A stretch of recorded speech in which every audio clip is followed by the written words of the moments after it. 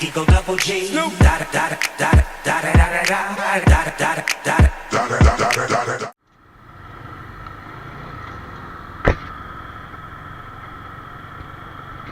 ะได้กระโดดลากไปท่านผู้ชมนี่อยู่ทางด้านประตูเลซิ่งแชนแนลเช่นเคยเนาะ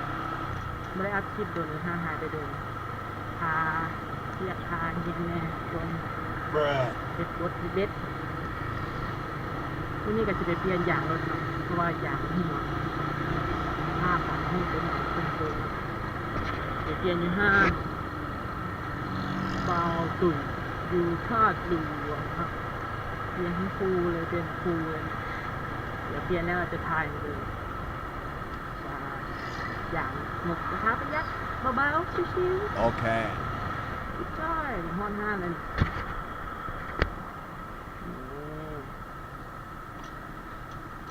น้ำบาตู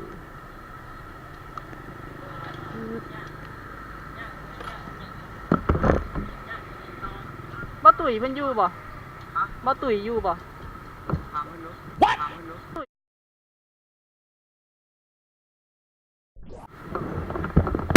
A few moments later. เนาะหลังจากได้สอบถามเรื่องราคาตกลงกันแล้วก็โอเคเนาะเปลี่ยนเลยเนาะคูหนึ่งทันทีเลยเนาะนี่สร้างเพิ่นกำลังเปลี่ยนให้เนาะนี่ก็เป็นเครื่องอะไรแต่งในห้างเบอร์ตุยเนาะสนใจสอบถามเข้ามาได้เนาะล้อหน้าบ่มียกล้อชีมเลย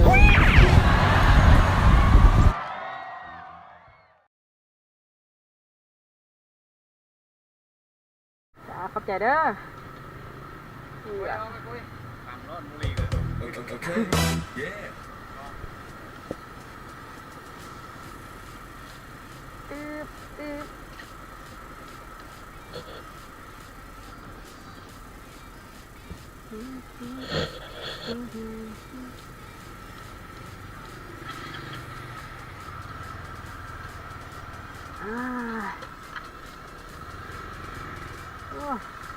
อย่างไม่ชุบมอนปล่อยเลยแ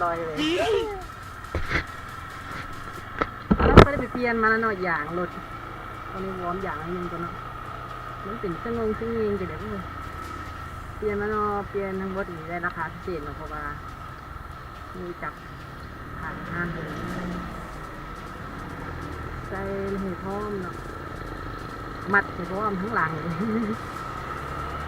คือเลยก็ได้ถ้าผู้ใดมากที่นี่เกิดฝากกดไลค์กดแชร์กดติดตามไปแล้วก็เป็นกำลังใจน้อยเลยละนี่อะไรในสิ่งกับขอลาไปก่อนขออย่างก็ไปเยี่ยมก่อนเนาะทุกวันสิออกไปเป็นไหนตอนเนื้อกันที่ขาย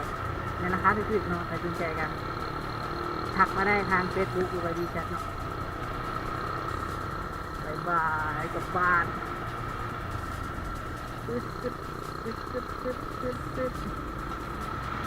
ก็อยากไหมที่ว่ามอน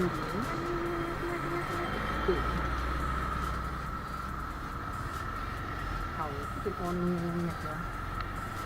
นั้นอย่างไหมวะ